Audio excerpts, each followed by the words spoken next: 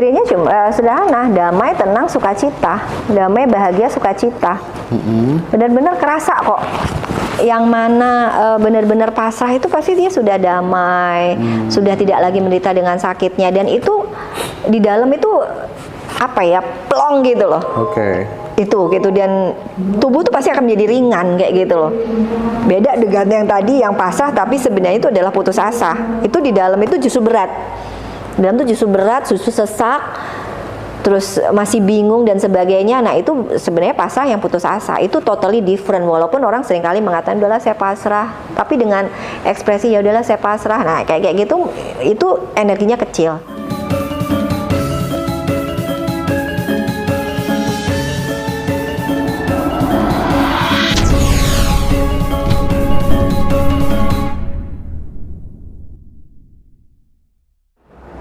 Itulah kenapa kemudian banyak orang yang selalu lompat ke sana, lompat ke sini, dari guru spiritual satu ke guru spiritual yang lainnya. Salah satu penyebabnya karena tidak mungkin satu teknik bisa meratakan dengan berbagai macam karakteristik orang yang berbeda-beda. Itu ya kira-kira. Untuk treatment dari toxic sendiri gitu, menurut Bu Sinta apa?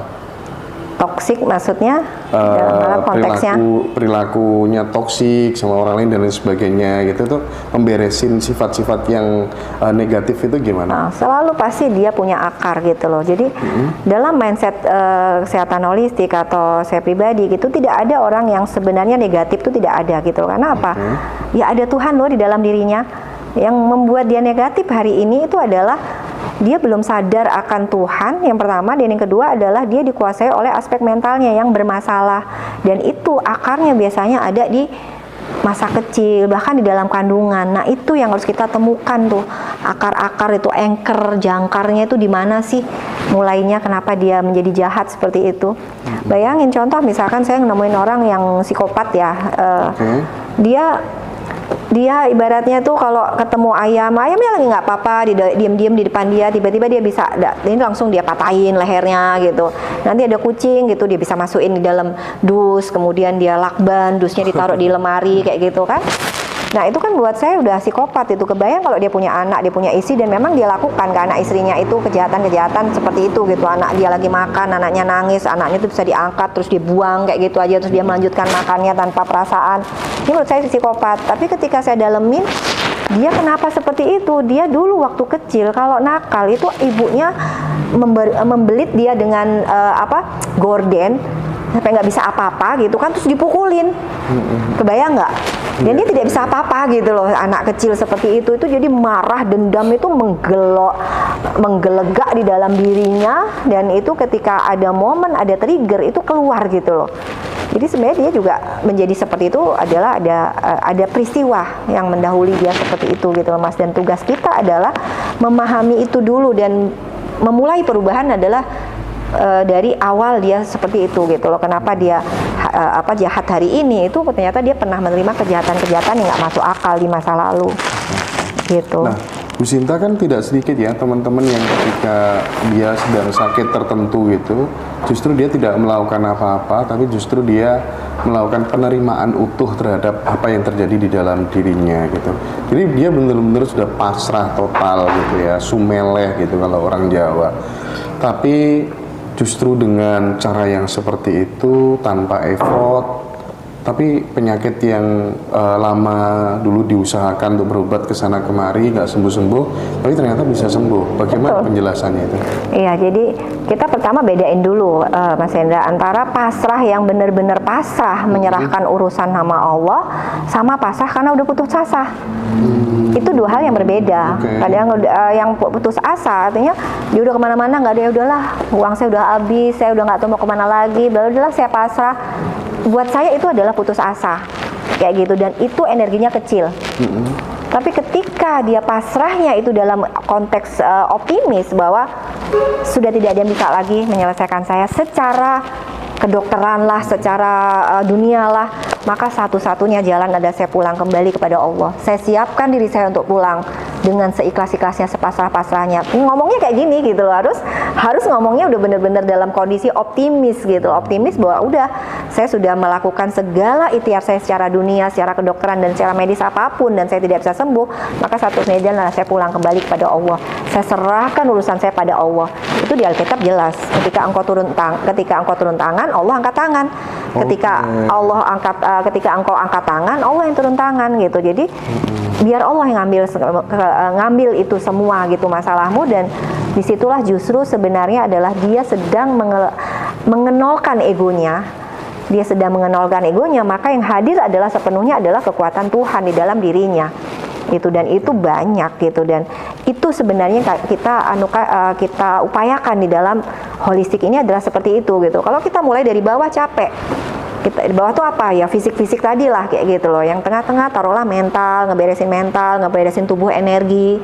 Nah yang di pucuknya adalah spiritual kayak gitu. Jadi saya selalu ayo langsung aja ke atas, nggak usah napakin dulu yang di bawah gitu. Kalau udah di atas, maka Tuhan yang akan menuntun, menggenggam tanganmu untuk menemukan jalan-jalan penyembuhan buat dirimu, jalan-jalan pembenaran, bukan pembenaran dalam hal negatif, konotasi negatif ya, pembenaran untuk menjadi benar, maksudnya itu adalah Tuhan sendiri yang akan tuntun langkahnya kayak parameternya gitu. Bahwa kita sudah benar-benar bisa kembali tanpa ada keraguan kepada Tuhan gitu ya. Itu kira-kira yang bisa dijadikan parameter apa, Bu Sinta? Karena banyak ya contoh guru-guru spiritual yang dulu itu dia sakit parah gitu, tapi kemudian memang dia benar-benar totalitas kembali kepada Allah, kepada Tuhan gitu. Lama-lama lupa kalau dia sakit dan dia akhirnya bisa sembuh gitu. Itu gimana, Bu? Cirinya cuma sederhana, damai, tenang, sukacita. Damai, bahagia, sukacita. Benar-benar kerasa kok. Yang mana benar-benar pasrah itu pasti dia sudah damai, sudah tidak lagi menderita dengan sakitnya, dan itu di dalam itu apa ya, plong gitu loh. Itu gitu, dan tubuh tuh pasti akan menjadi ringan kayak gitu loh. Beda dengan yang tadi yang pasrah tapi sebenarnya itu adalah putus asa. Itu di dalam itu justru berat. Dalam itu justru berat, justru sesak, terus masih bingung dan sebagainya. Nah itu sebenarnya pasrah yang putus asa. Itu totally different. Walaupun orang seringkali mengatakan udahlah saya pasrah, tapi dengan ekspresi ya udahlah saya pasrah. Nah kayak gitu itu energinya kecil. Itu nggak bakal sembuh. Pasrahnya itu pasrah palsu. Iya. Nah teman-teman yang mau info Zoom silakan ketik di hubungi WA yang di biasanya itu, yang di bio atau di kolom deskripsi YouTube Ngaji Roso. Nanti akan kita kasih informasinya gitu ya. Nah kemudian untuk buku juga sama, banyak kemarin yang tanya soal buku gitu ya. Silakan nanti japri aja.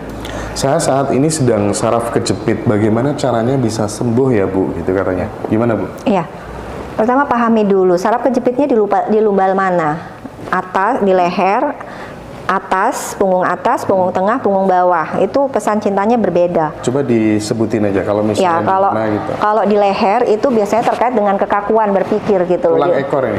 Tulang ekor biasanya memang ke bawah ya. Di bawah kalau dekat tulang ekor itu di tulang ekornya atau di atas tulang ekor? Nah itu di tulang ekor atau di atas tulang ekor Kak? Coba dijawab dulu. Oke, jadi kalau di tulang ekor itu terkait dengan loss of power, old stubborn anger. Jadi ada ngerasa kehilangan. Kalau di tulang ekor ya di bawah kayak gitu, benar-benar di tulang ekor itu ada merasa kehilangan power. Terus kemudian ada kemarahan yang old stubborn anger itu kemarahan yang keras kepala kayak gitu. Jadi dan itu sudah lama di tulang ekor. Nah kalau di atasnya lumbal 43, 45 gitu kan, berarti di tulang punggung bawah gitu ya. Itu biasanya terkait dengan financial insecure, biasanya kaitannya dengan merasa nggak secure secara finansial. Ketakutan terhadap uang habis, hutang, itu juga bisa menyebabkan penyakit ya. Saraf kejepit salah satunya ya. Di bagian bawah lumbal 45, pinggang boyok itu loh, pasti itu kayak gitu. Ini menarik ya, teman-teman boleh ya tanya-tanya sekarang terkait dengan sakit-sakit apa, pesan cintanya apa, begitu. Ada nggak Bu, selain cancer, kemarin kita ngobrolnya soal cancer dan lain sebagainya gitu ya. Nah, tapi ini menarik nih, ada, ya saya akui saya memendam marah gitu katanya gitu ya. Memendam marah. Gitu. Iya. Jadi itu makanya ya energi itu nggak kemana-mana sahabat. Makanya di dalam surat Yasin 36 itu ayat 36 tuh dikatakan gitu bahwa ketika tangan, kaki, kulit dan pendengaran itu menyimpan semua peristiwa atau perbuatan-perbuatanmu. Jadi benar-benar di Al-Qur'annya udah jelas gitu loh. Tubuh kita tuh nyimpen gitu loh semua apa yang kita lakukan, yang nanti katanya nanti di akhirat akan dimintai pertanggungjawaban, semua akan bicara, mulut, kulit ini semua akan bicara dengan ketika mulut sudah dibungkam tapi semua bicara gitu. Tangan Anda akan bicara, kaki Anda akan bicara, kulit Anda akan bicara, seperti itu kan. Nah, itu sebenarnya ya itu Nabi Muhammad aja nggak sekolah ibaratnya gitu udah ngomong itu ratusan tahun yang lalu gitu loh, bahwa tubuhmu tuh menyimpan semua emosi-emosimu gitu loh. Nah sekarang ya untuk apa kita simpen? Yang disimpan tuh duit aja sahabat gitu loh. Jangan nyimpen penyakit, jangan menyimpan amarah, sedih, kecewaan dan sebagainya. Itu yang menjadi sebab sakit Anda hari ini. Tabungan penyakit, tabungan emosi itu akan menjadi tabungan penyakit yang akan menyeruak ketika sudah penuh banget isinya di dalamnya. Oke. Nah, kalau Mah, Bunda, kira-kira pesan cintanya apa? Ya, kalau Mah itu pasti terkait dengan kecemasan, hidup dalam gonjang-ganjing yang tidak menentu, hidup seperti di neraka. Kayak gitu loh. Banyak kecemasan, khawatiran. Makanya saya bilang orang kalau mau sehat itu adalah hidup satu hari aja, no and here. Orang kalau hidup di masa lalu pasti emosinya adalah marah, dendam, sakit hati. Fokusnya di sini saat ini. Yes, gitu loh. The Power of No itu benar-benar buku yang layak Anda baca. Itu buat saya Eckhart Tolle ya kayak gitu.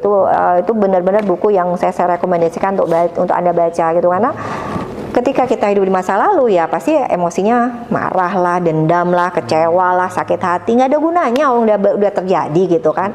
Begitu pula ketika Anda hidup di masa depan yang Anda adalah cemas, takut, khawatir, overthinking, belum terjadi udah dipikirin sekarang.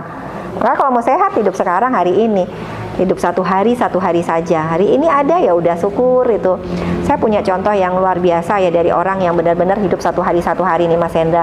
Seorang peserta camp itu datang dengan kanker otak, tumor otak. Dia nggak mau bilang kanker, padahal itu tumor itu kan sebenarnya kanker itu adalah tumor yang ganas gitu kan. Jadi ya intinya ada pertumbuhan abnormal di dalam tubuh gitu kan, pengertian dari tumor. Nah, dia nggak tahu itu mau kanker lah, mau tumor lah, tapi ini di otak, dan itu di otak bagian dalam yang kalau maupun dibedah ya berarti kan harus bedah otaknya gitu. Kalau masih di luar mungkin masih bisa disiseti gitu kan, tapi ini di bagian dalam sehingga resikonya lebih tinggi gitu. Dan dia fine gitu loh. Ternyata dia sudah menderita tumor otak itu 6 tahun. Bayangin, dan dia masih bisa ke ini, dan di camp itu ngajarin kami poco-poco, ngabarin ya pokoknya nggak ada kelihatan dia sakit. Itu satu-satunya yang membuat dia tampak sakit itu hanyalah matanya sebelah kiri agak menonjol keluar, hanya sedikit. Yang saya pikir banyak orang juga seperti itu gitu kan. Ternyata dia udah 6 tahun. Apa rahasianya? Tiap hari itu hanya hidup satu hari, dan ketika bangun tidur dia cuma bilang terima kasih Tuhan dikasih hidup satu hari lagi, saya sekarang mau bahagia dan membahagiakan orang lain. Semangatnya hanya itu, tiap pagi bangun tidur hanya terima kasih, bersyukur dikasih hidup satu hari lagi, saya mau bahagia, saya mau membahagiakan orang lain. Dan benar-benar dia jalanin tuh satu hari itu. Nanti malam dia udah terima kasih lagi, terima kasih udah dikasih kesempatan untuk hidup hari ini, saya tadi hari ini udah membahagiakan misalkan ABC. Terus dia inget, tadi saya nawar ya, berarti saya kan nggak membuat bahagia orang, besok saya tambahin deh tadi nawar misalkan amang belanja gitu. Itu tanpa terasa dia berdoa yang sama. Itu sudah 6 kali 365 hari alias 6 tahun. Dan ini sudah 1,5 tahun dia dari sejak ikut camp. Biasa aja kemarin telepon-teleponan, nggak ada dia sakit cancer. Padahal otak loh, orang ke dokter manapun pasti dibilang 3 bulan, 6 bulan usianya, tapi dia udah 7,5 tahun ini. The power of now. Yes, gitu lah. Artinya ya itu loh sahabat. Jadi sebenarnya kalau kita hidup di hari ini, sehari ini, saat ini, apa sih masalah?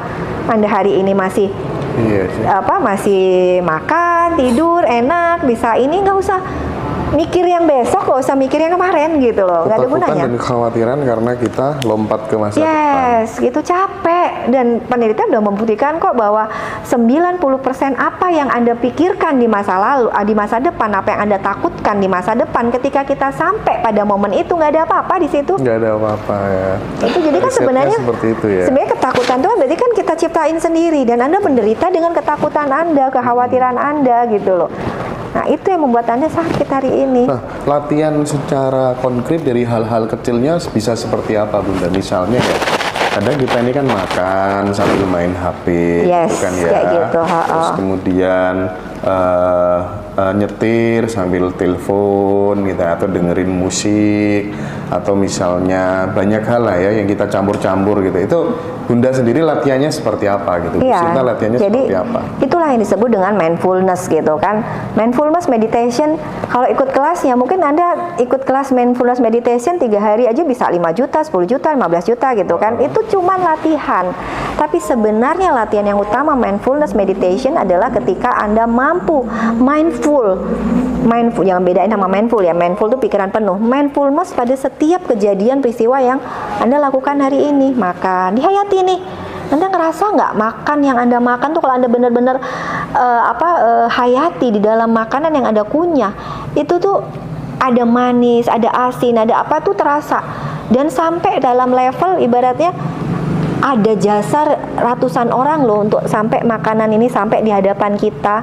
Bayangkan mereka, bayangkan peluh mereka, bayangkan cinta mereka yang memasak makanan ini, yang petani yang lagi nyangin sawahnya. Itu kadang-kadang saya sampai menangis gitu ketika makan. Ya Allah, betapa banyak jasa orang dalam sepiring makanan yang saya makan hari ini. Ada banyak cinta orang di situ gitu loh. Itu kalau kita terus kemudian tergerak untuk mendoakan mereka, itu sebenarnya adalah kita sedang mengirimkan energi cinta kasih ke mereka, dan itu akan memantul kepada kita, dan itu membuat kesehatan loh di tubuh kita. Itu loh mindfulness tuh, hayati semua apa yang Anda lakukan. Anda jalan kaki, Anda berhadapan kayak begini gitu kan, sampai ya terus terang HP saya ini sampai nggak bisa bunyi padahal nggak ada apa-apa gitu loh. Kenapa? Saking seringnya saya berhadapan dengan orang, itu buat saya HP itu nomor sekian. Ketika saya berhadapan sama orang, ya orang itu adalah orang terpenting di hadapan saya, nggak harus saya layani. Banyak guru spiritual yang saya temui yang handphonenya nggak dikasih notifikasi gitu. Jadi itu latihan untuk mindfulness gitu. Bagaimana kemudian kita selalu hadir di sini saat ini sekarang gitu. Bahkan ada kasus seorang pencuri, dia melakukan hadir di sini saat ini sekarang, itu karena esensi dari meditasi sebenarnya itu gitu ya. Itu ketika kemudian ada orang sedang mengepung dia, itu nggak ada yang tahu. Keajaiban itu sering terjadi gara-gara kita terbiasa untuk mindfulness. Bener nggak, Bu Sinta? Iya. Kasus-kasus hal yang di luar nalar gitu ya. Betul. Kalau itu kita lakukan secara konsisten gitu. Iya, saya pernah ngalamin, saya lagi nyetir gitu kan, mungkin saking ngantuknya gitu, terus saya tertidur itu gitu tuh, ya udah tinggal 1 senti gitu loh. Ini mobil sama mobil, tapi benar-benar kaki itu langsung nginjak rem dan cik udah. Seandainya saya tidak terbiasa mindfulness, mungkin udah nggak ada saya hari ini kayak gitu loh. Oke. Itu jadi ya memang Tuhan menjaga ketika benar-benar Tuhan ambil alih gitu loh. Ketika kita no and here tuh sebenarnya apa sih, bukan hanya bicara masalah waktu. Dulu saya pernah buat Zoom tentang power of now ini, Mas, bahwa sebenarnya kita the power of now itu adalah apa sih, bukan hanya bicara timeline waktu, masa lalu, masa sekarang, masa depan, masa sekarang, bukan. Tapi sebenarnya no and here adalah menyadari keberadaan Tuhan yang hadir dalam setiap peristiwa, dalam diri kita, dalam diri orang lain, dalam hal-hal di sekitar kita.